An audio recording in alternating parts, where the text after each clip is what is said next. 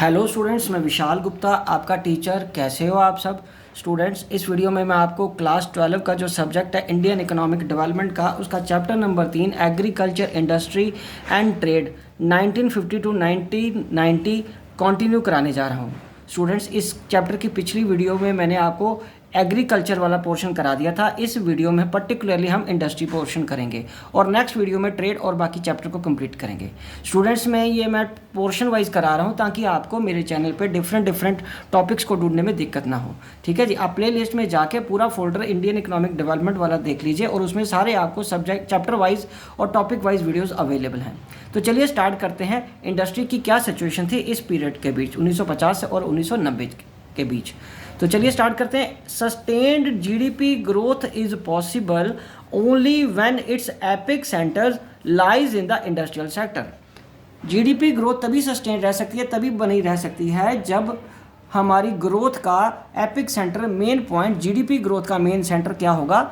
Industrial growth. So industrial sector provides employment opportunities that are stable in comparison to those in the agriculture sector.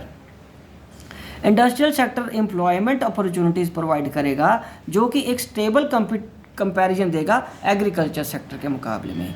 After independence industrial development needed a strong structural base inquiring a massive investment which could be realized only through a direct and significant participation of the public sector. और independence के बाद industrial development को एक strong infrastructural base चाहिए था जिसके लिए बहुत ज़्यादा इन्वेस्टमेंट की ज़रूरत थी। तो उसके लिए डायरेक्ट पार्टिसिपेशन पब्लिक सेक्टर की हुई, मतलब गवर्नमेंट ने पब्लिक सेक्टर को ये जिम्मा दिया इंडस्ट्री सेक्टर को डेवलप करने का।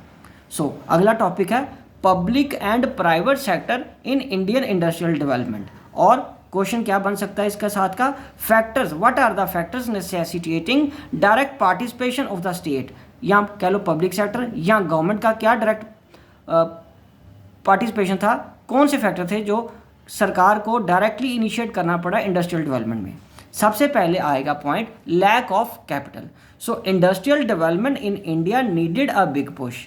उसमें एक बहुत बिग पुश की ज़रूरत थी, employing a large amount of capital expenditure, जिसमें बहुत बड़ा कैपिटल एक्सपेंडिचर चाहिए था। और at the time of independence Tata Birla were the only established industrial houses in India. उस वक्त सिर्फ टाटा और बिरला ही थे जब हमारे देश में आज़ादी आई थी। तो the requirement of capital for the countries industrial growth was far beyond the capacity of these industrial houses. और सारे देश की इंडस्ट्रियल ग्रोथ करना सिर्फ इन दो इंडस्ट्रियल हाउसेज के बस का नहीं था। तो accordingly it becomes essential for the government, इसलिए गवर्नमेंट के लिए इसेंशियल हो गया to achieve industrial growth through public sector undertakings. दूसरा क्या हुआ बेटे? दूसरा फैक्टर क्या था? Low inducement to invest. The private sector investors lacked inducement to invest. It was owing to the limited size of the market. Limited size of the market was owing to a low level of demand. Level of demand was low because of low level of income. Thus, there was a sort of vicious circle continues. और इसकी वजह से वो vicious circle चलता रहा कि demand कम थी, ठीक है। डिमांड कम होने की वजह से वजह क्या थी? Low income. और लो इनकम की वजह से फिर आगे डिमांड कम रह जाती थी, तो जिसकी वजह से कोई भी एंटरप्रेन्योर इन्वेस्ट करना नहीं चाह रहा था। So only a big push of public investment could break this circle. सिर्फ पब्लिक इन्वेस्टमेंट, मतलब सरकार ही अगर इन्वेस्ट करेगी तभी ये सर्कल टूट सकता था। Accordingly public enterprises were the obvious choice to initiate the process of the industrialisation. ठीक है बच्चों, चलो अब हम आगे बढ़ते हैं। Growth with social justice. The government after independence was amply clear that the Indian economy needed to be given a socialistic pattern. और हमें जो ग्रोथ चाहिए थी वो साथ में सोशल जस्टिस या के साथ चाहिए थी, इसलिए सोशलिस्टिक पैटर्न को अपनाया गया जिसमें welfare of the all the citizens को फोकस में रखा गया। Accordingly growth with social justice was stated as one of the critical objective of the 5 year plan. तो ये हमने 5 ईयर प्लान का ऑब्जेक्टिव भी बनाया। The government realise that This objective could be achieved only through the direct participation of the government in the process of industrialisation. ठीक है जी, because it requires investment that generates employment rather than investment that maximise profit. क्योंकि सरकार चाहती थी कि इस तरीके की इन्वेस्टमेंट हो जिससे एम्प्लॉयमेंट जनरेट हो, ना कि प्रॉफिट मैक्सिमाइजेशन वाली इन्वेस्टमेंट हो। तो इसलिए सरकार को जॉब्स को क्रिएट करने के लिए, एम्प्लॉयमेंट देने के लिए पब्लिक सेक्टर की को प्रायोरिटी देनी पड़ी, उसका निर्माण करना पड़ा, यूँ कह लीजिए इंडस्ट्रियल ग्रोथ के लिए। Concentration of wealth was to be discourage, ताकि एक ये भी था पॉइंट कि कंसंट्रेशन ऑफ वेल्थ, सारी संपत्ति एक जगह ही कंसंट्रेट ना हो जाए, कुछ लोगों या कुछ परिवारों तक ही ना सीमित रह जाए प्राइवेट एंटरप्रेन्योर के फॉर्म में, उसको डिस्करेज किया गया। And public investment was considered as the best means to achieve it. और पब्लिक सेक्टर ही या पब्लिक इन्वेस्टमेंट, सरकार द्वारा इन्वेस्टमेंट ही इसका एक बेस्ट तरीका खोजा गया। अब हम आगे बात करते हैं IPR 1956, शॉर्ट में हम इसको यही बोलते हैं, और इसका फुल नेम क्या है? Industrial policy resolution 1956, a declaration on pending role of state, leading role. सरकार का लीडिंग रोल क्या था? स्टेट का यहाँ मतलब गवर्नमेंट है, गवर्नमेंट का लीडिंग रोल क्या था इंडस्ट्रियल पॉलिसी रेजोल्यूशन में?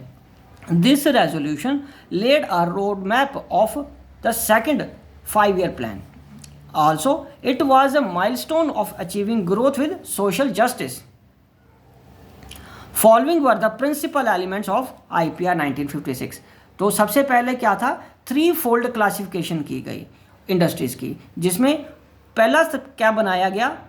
Where only public sector enterprises, जिसमें atomic energy, defence and railways था। दूसरा क्या था बेटा? When both public and private sector enterprises, fertiliser and mining industry. उसके बाद तीसरा क्या था? Where only private sector exist which are not covered above, जो कि इसके में नहीं कवर हुए, वो सारे किसको चले गए? सिर्फ प्राइवेट सेक्टर को। ठीक है जी, 3 तरीके की इंडस्ट्री बनाएगी। कुछ बनाएगी सिर्फ पब्लिक सेक्टर जिसमें इन्वॉल्वमेंट रहेगी, वो था atomic energy, defence and railways. और कुछ ऐसे सेक्टर थे जिसमें पब्लिक और प्राइवेट सेक्टर दोनों थे, जैसे फर्टिलाइजर, माइनिंग इंडस्ट्री, और बाकी जो भी बचा वो सारा प्राइवेट सेक्टर को दे दिया गया, मतलब उसमें उसकी पार्टिसिपेशन या इन्वॉल्वमेंट रहेगी। ठीक है बेटे, चलिए अब हम आगे बढ़ते हैं। इंडस्ट्रियल लाइसेंसिंग शुरू की गई। Industries in the private sector could be established only through a licence, सिर्फ लाइसेंस गवर्नमेंट से ही मिल सकता था, उसके द्वारा ही आप प्राइवेट सेक्टर इंडस्ट्री इस्टेब्लिश कर सकता था। इसका बेसिक आइडिया लाइसेंसिंग पॉलिसी का था to encourage industry in backward region. ये था कि ताकि प्राइवेट एंटरप्रेन्योर्स को ये भी इनकरेज किया जाए कि वो बैकवर्ड रीजन्स में ऑफ द कंट्री में डेवलपमेंट करे, वहाँ भी इंडस्ट्री लगाए। This was to promote regional equality, क्योंकि हर कोई प्रॉस्पेरस एरिया में ही फैक्ट्री लगाना चाहता था, ठीक है, और जो पिछड़े हुए एरियाज थे उसमें फैक्ट्री नहीं लगाना चाहते थे। इसलिए सरकार ने ये कोशिश की कि लाइसेंसिंग लगा के हम जो अंडर डेवलप्ड या बैकवर्ड रीजन्स हैं उनको भी मौका दें रीजनल इक्वालिटी में आने का। ठीक है जी, इसलिए लाइसेंसिंग शुरू किया गया। Industrial concession, the private entrepreneurs were offered many types of industrial concessions. Industrial concession दी गई ताकि वो इस्टेब्लिश करें इंडस्ट्री को बैकवर्ड रीजन्स में of the country. These concession include tax holiday या सब्सिडाइज पावर, मतलब उनको कुछ सालों के लिए टैक्स देने की ज़रूरत नहीं पड़ेगी, या टैक्स में एग्जम्पशन मिल गई, या और दूसरा कई बार उनको सब्सिडाइज पावर सप्लाई भी सस्ती दी गई। पावर मतलब बिजली सस्ती प्रोवाइड की गई। अब हम आगे डिस्कस करेंगे स्मॉल स्केल इंडस्ट्रीज क्या थी। To promote equity, employment and equity. Students, the process of industrialisation has 2 broad dimensions. पहला था ग्रोथ हो लार्ज स्केल इंडस्ट्रीज की टू जनरेट इंफ्रास्ट्रक्चर फैसिलिटीज़, ठीक है बच्चों, और उसके बाद growth of small scale industries to generate opportunities of employment and promote equity.